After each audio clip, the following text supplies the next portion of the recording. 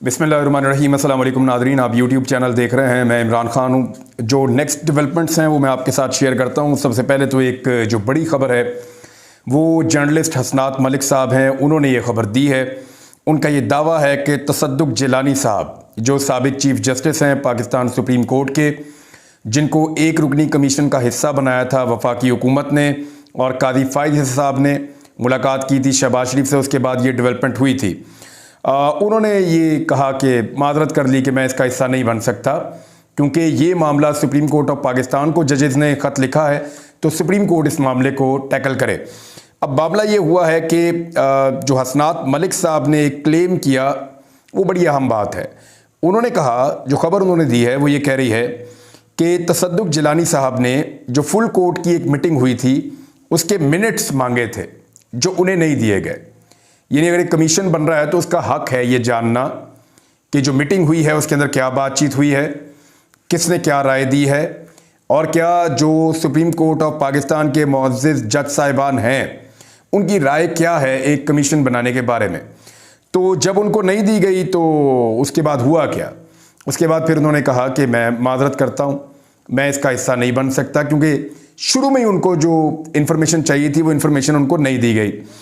अब इसमें एक चीज़ और भी है कि इन मिनट्स को छुपाना क्या मकसूद था, या कोई नहीं चाहता था कि ये जो एक फुल कोर्ट की एक मीटिंग हुई है, तमाम जजेस बैठे हैं सुप्रीम कोर्ट ऑफ पाकिस्तान के, ये 14 जज साहिबान हैं, बेसिकली 2 खातून जजेस हैं और जो 12 हैं वो मेल जजेस वहाँ पे सुप्रीम कोर्ट ऑफ पाकिस्तान में मौजूद हैं। चीफ जस्टिस कादी फ़ाइज़ साहब हैं, दूसरे नंबर पे जो हैं वो मंसूर अली शाह साहब हैं, तीसरे नंबर पे जस्टिस मुनीब अख्तर साहब हैं, फिर इसी तरह नीचे तमाम जजेस हैं। अब ये जो जजेस ने राय दी उस दिन जो वहाँ बातचीत हुई उसके मिनट्स शेयर नहीं किए गए, ताकि ये पता ना चले कि यहाँ पे जजेस की एक्चुअली राय क्या है और किस जज की राय इस केस के बारे में क्या है। अब जब बनाया गया एक बेंच, जिसको लार्जर बेंच आप कहते हैं, और 7 जजेस को उसमें शामिल किया गया, बेसिकली 14 जजेस हैं, 7 को शामिल किया गया। होना तो ये चाहिए और ये डिमांड की जा रही है कि जो पूरा विजडम है सुप्रीम कोर्ट ऑफ पाकिस्तान का उसको इस्तेमाल किया जाए और 14 के 14 जजेस बैठें और इस मामले को टैकल करें। ये 2 पेशियों का मामला है टोटल। अगर सुप्रीम कोर्ट ऑफ पाकिस्तान इंसाफ करना चाहे और जो इस्लामाबाद हाई कोर्ट के 6 जजेस की शिकायत हैं उनका अजाला करना चाहे तो 2 या 3 पेशियां मैक्सिमम 3-4 दिन के अंदर अगर नीयत के साथ सुप्रीम कोर्ट ऑफ पाकिस्तान इस मामले को हल करे तो पाकिस्तान में इस मामले को रिजॉल्व कर सकती है हमेशा के लिए। लेकिन अगर इसको लटकाना हो तो जितना मर्जी लटका दें, जितनी मर्जी तारीखें दें, जितना मर्जी लंबा इसको ले जाएं, इसको कोई और रुख देना चाहें तो वो भी दे दें, क्योंकि जो बेंच बनाया गया है उसके बारे में इस शुबे का इजहार किया जा रहा है कि ये मर्जी का बेंच बनाया गया है। और कादी फ़ाइज़ साहब कभी नहीं चाहेंगे कि, यानी फाज शहबाज ने जब रिपोर्ट किया तो उन्होंने कहा कि स्टैब का वर्ड यूज़ किया कि मेरी पीठ में खंजर घोंपा है, इस किस्म का शिकवा किया कादी फ़ाइज़ साहब ने मुबैना तौर पे। तो समझ आती है कि कादी साहब इस मामले में क्या चाहते हैं, और वो अपनी इंटेंट शो कर चुके हैं, अपनी जो नीयत है वो शो कर चुके हैं कि जिनके खिलाफ शिकायत थी कादी साहब उन्हीं को ये मसला दे चुके हैं पहले ही, और वो ये फैसला कर चुके हैं कि सुप्रीम कोर्ट ऑफ पाकिस्तान नहीं, ये शहबाज शरीफ साहब इस मसले को हल कर दें और वो कोई कमीशन बना दें और उसके ज़रिए से मसले को हल करें। हालांकि सब जानते हैं कि उसमें मसला हल नहीं होना था। वकला ने कहा, सब ने कहा, 300 वकीलों ने तो ख़त लिख दिया, बाकी लोग भी ख़त लिखने की तैयारी कर रहे थे। एक बहुत बड़ा प्रेशर है जो कादी फ़ाइज़ साहब के ऊपर आया, और फिर जब जो कमीशन है वही मुकर गया तो उसके बाद फिर उनको बनाना पड़ गया एक बेंच, और ये 7 रुकनी बेंच है। ये बेंच ये रहेगा नहीं। जो मेरी अंडरस्टैंडिंग है और जो मेरी चंद लोगों से बात हुई उसके मुताबिक ये बेंच ये नहीं रहेगा, इसको आप याद रखिएगा। इस बेंच के अंदर तब्दीलियां होंगी। उसकी वजह यह है कि जब वकला आएंगे और यहाँ पे बातचीत शुरू होगी, आर्गूमेंट होंगे, तो सबसे पहले बेंच के ऊपर भी एतराज़ उठाया जा सकता है। कादी फ़ाइज़ साहब खुद एक जानिबदारी साबित कर चुके हैं तो उनको इस बेंच का हिस्सा नहीं होना चाहिए। दूसरा, ये डिमांड भी किया जाएगा कि 14 के 14 जजेस को फिर इसके अंदर शामिल किया जाए, ताकि पूरे सुप्रीम कोर्ट की एक विजडम सामने आ जाए और पता चले कि एक्चुअली राय क्या होनी चाहिए अदलिया की आज़ादी और ख़ुद मुख्तारी के लिए। तमाम जजेस उसके ऊपर राय दें। ये एक स्टेटमेंट है आजम नज़ीर तारड़ साहब जो वज़ीर कानून है उनकी जानिब से। उन्होंने कहा कि अदलिया की आज़ादी और 6 जजेस के ख़त पर सियासत नहीं होनी चाहिए। अब सबसे ज़्यादा सियासत किसने की है इस मामले पे? आपको गुज़िश्ता साल मई याद है जब शारा दस्तूर पे पहुंच गए थे सियासी लीडरान पीडीएम के, और उनकी उस वक्त हुकूमत भी थी वफाक में, और इन्होंने वहाँ पे जजेस के नाम ले लेके किस तरह की तौहीन की थी, किस तरह की हरकतें की थी। तो कौन जजेस को हमेशा लताड़ता रहा है? आज इन 6 जजेस के बारे में जिस तरह के ज़ूमानी जुमले बोले जा रहे हैं, मुस्लिम लीग नून के सहाफ़ी और दानिश्वर जिस तरह के अल्फाज और अलकाबात इस्तेमाल कर रहे हैं इन 6 मुअज़्ज़िज़ जज साहिबान के बारे में, हालांकि इन्होंने कुछ भी नहीं किया और कुछ भी नहीं कहा और कुछ कहना भी नहीं चाह रहे। ये तो सिर्फ ये शिकायत कर रहे हैं कि इनके ऊपर दबाव डाला जाता है जब ये फैसले करने लगते हैं। तो जो ज़बरदस्ती के फैसले लिए गए हैं गुज़िश्ता 1.5-2 साल में, और जिस तरह से लोअर जुडिशरी के ऊपर दबाव डाला गया, जिस तरह से हाई कोर्ट के जजेस के ऊपर दबाव डाला गया, तो जो दबाव के नतीजे में जितने भी फैसले हुए हैं मेरे ख्याल में सारे के सारे रिवर्स होने चाहिए। अभी थोड़ा सा माहौल बदला है, और क्योंकि ये मामला खुलकर सामने आया है, 6 जजेस ने बड़ी बहादुरी और दिलेरी का सबूत दिया है, तो उसके बाद अब आप अदलिया के अंदर ये देखेंगे कि अदलिया उन गलतियों को सुधारेगी जो गलतियां गुज़िश्ता चंद महीनों में ख़ास तौर पे हुई हैं। उनमें जो बड़ी गलतियां हैं वो इमरान खान साहब को अजीबोगरीब भोंडे मुकदमात में सज़ा देने की गलतियां हैं। 4 केसेस मैं आपके सामने रख देता हूं जिन्होंने फौरी तौर पे उड़ जाना है और उनके पल्ले कख नहीं रहेगा। नंबर 1 केस जो फौरन उड़ जाएगा, ये तोशाखाना का केस है। अभी तो इसमें सिर्फ सज़ा मुअत्तल हुई है। ईद के बाद जब ये केस बाकायदा मेरिट के ऊपर सुना जाएगा तो ये केस भी ख़त्म हो जाएगा। इमरान खान साहब इसमें बाइज्जत बरी होंगे, ये बात आप याद रखिएगा। दूसरा केस जो है वो साइफर वाला मुकदमा है, जो उसकी दुर्गत बन गई है, उसका पोस्टमार्टम हो चुका है, वो भी फारिग हो जाएगा। तीसरा मुकदमा इद्दत में निकाह वाला है, और वो तो केस सिरे से है ही नहीं, वो तो सिर्फ गंद मारा था, और यानी बदकिस्मती से अदलिया के दामन पे ये दाग लगा है। वो तो सिर्फ गंद मारा गया इमरान खान साहब को डीफेम करने के लिए, उनकी शोहरत को नुकसान पहुंचाने के लिए, लेकिन वो भी उल्टा हो गया, ज़्यादा लोग निकले, ज़्यादा ठप्पे लग गए। अब ये 3 केसेस तो उड़ जाएंगे। चौथा जो अलकादर यूनिवर्सिटी वाला है, उसके अंदर तो पैसा किसी ने निकाला ही नहीं। ट्रस्ट भी मौजूद है, पैसा भी मौजूद है, फंड भी मौजूद है, ज़मीन भी मौजूद है, तो करप्शन हुई कहाँ है? तो जहाँ करप्शन हुई नहीं वो केस तो बनता ही नहीं है। वो तो सबसे सादा और सिंपल केस है। और इमरान खान साहब ने खुद भी बताया कि जिन चंद केसेस के ऊपर उनको बहुत दुख हुआ, उनमें एक ज़िल्ले शाह का केस है कि वो उनका एक कारकुन था, उनको बड़ा दुख है उसकी मौत का, उसकी शहादत का। तो उन्होंने कहा वो मेरे पे डाल दिया, पहले उसके ऊपर बहुत टॉर्चर करके उसको मारा गया, फिर उसको मेरे पे डाल दिया गया उसका कत्ल। एक उनको उसका बहुत दुख है।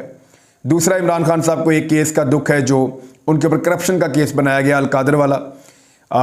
उनके मुखालिफिन भी ये बात मानते हैं कि इमरान खान गलती कर सकते हैं, बहुत सारी चीज़ें हो सकती हैं, लेकिन ये करप्ट नहीं है ये आदमी, और उनके मुखालिफिन ये बार बार कहते रहे हैं।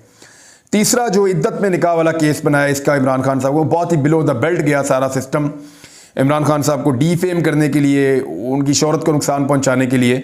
तो इन 3 केसेस के ऊपर उनको बड़ा अफसोस है। ये केसेस सारे उड़ जाएंगे और इनका कोई वजूद नहीं रहेगा आने वाले दिनों में, और ये मेरिट के ऊपर ख़त्म होंगे।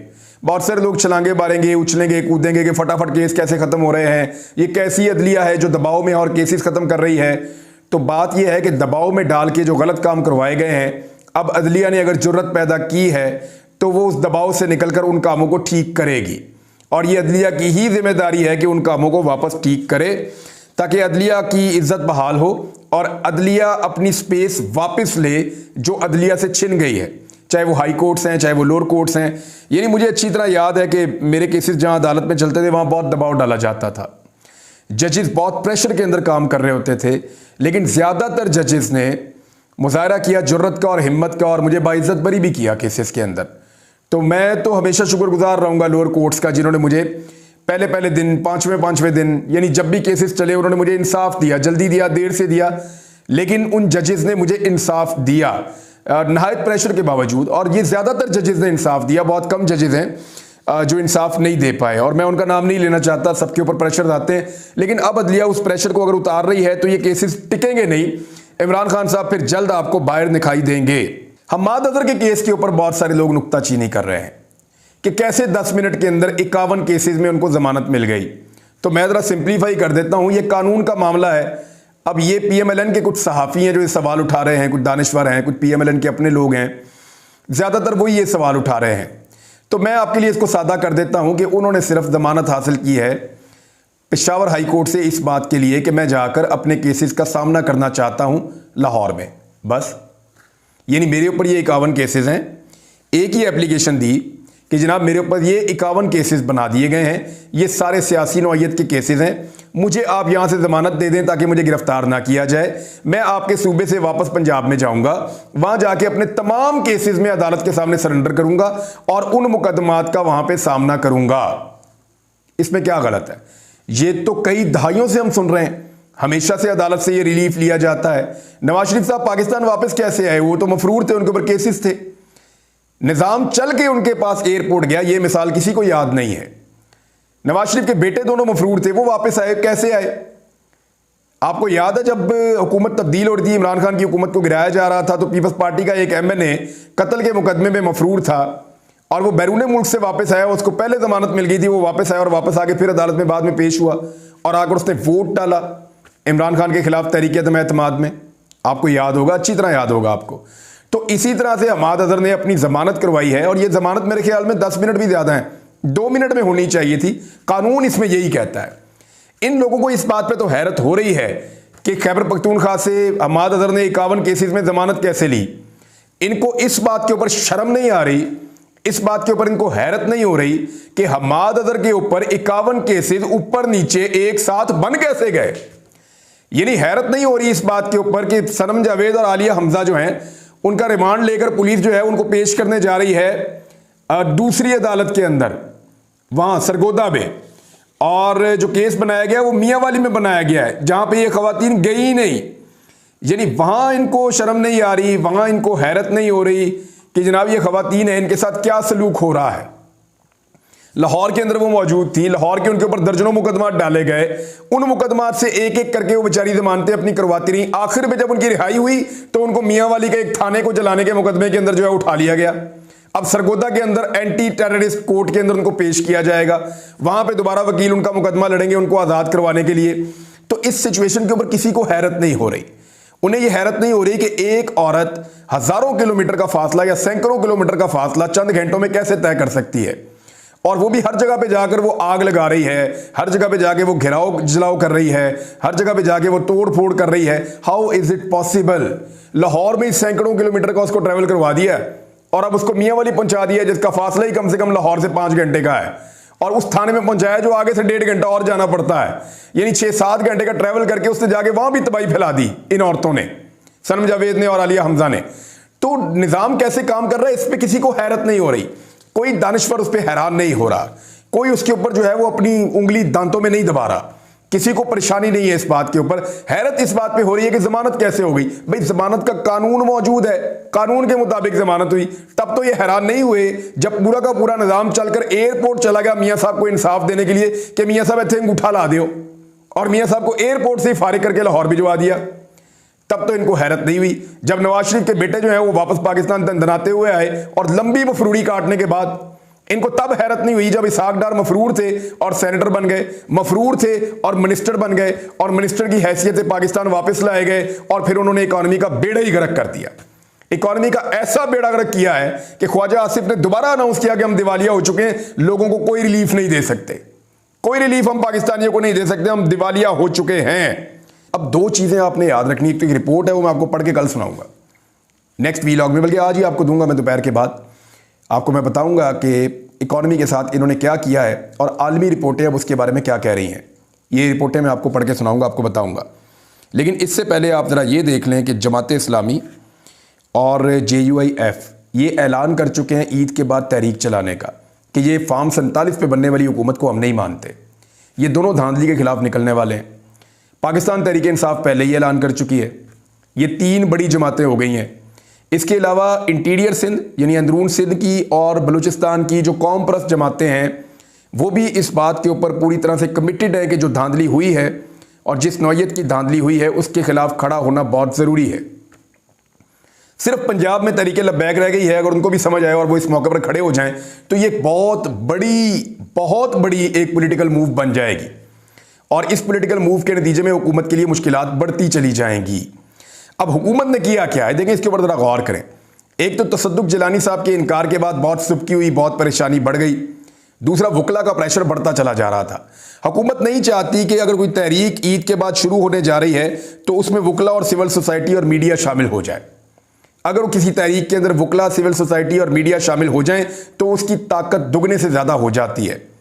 लेकिन उसको रोकने के लिए जो तरीकाकार इख्तियार किया कि एक लार्जर बेंच बन गया, उस लार्जर बेंच के ऊपर भी लोग नहीं मानेंगे, वकला नहीं मानेंगे, और मुतालबा किया जाएगा कि फुल कोर्ट तश्कील दिया जाए और तमाम जजेज एक मुश्तरका विजडम के साथ फैसला करें कि जजेस के साथ जो ज़्यादतियाँ हुई उनका अजाला कैसे हो सकता है और किस तरीके से जजेस आज़ादी और खुद मुख्तारी के साथ काम कर सकते हैं।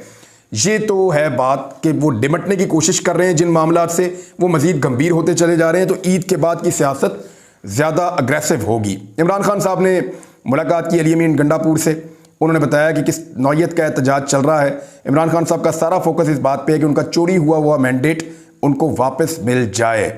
अभी उनको अपने केसेस की कोई परवाह नहीं है, अपनी आज़ादी की कोई परवाह नहीं है। ज़्यादा परवाह उन्हें इस बात की है कि जो मैंडेट उनका छीना गया है वो उनको वापस मिल जाए, और वो किसी डील के नतीजे में बाहर आना भी नहीं चाहते। साफ बात उनकी ये है। मोहसिन नकवी और पंजाब हुकूमत के अंदर ठनी हुई है, और मामला ये है कि IG इस्लामाबाद के लिए रस्साकशी हो रही है। इन्होंने लगा दिया था अली नासर रिजवी को IG पंजाब। पंजाब हुकूमत ने कहा हमने उसको छोड़ना ही नहीं, हमने देना ही नहीं। उधर इस्लामाबाद में 3 सीनियर ऑफिसर थे जो अली नासर रिजवी से सीनियर थे, उन्होंने भी छुट्टी ले ली। उन्होंने कहा जी हमने इनके नीचे काम ही नहीं करना। तो मोहसिन नकवी की और मुस्लिम लीग नून की हल्की हल्की किटपिट चल रही है।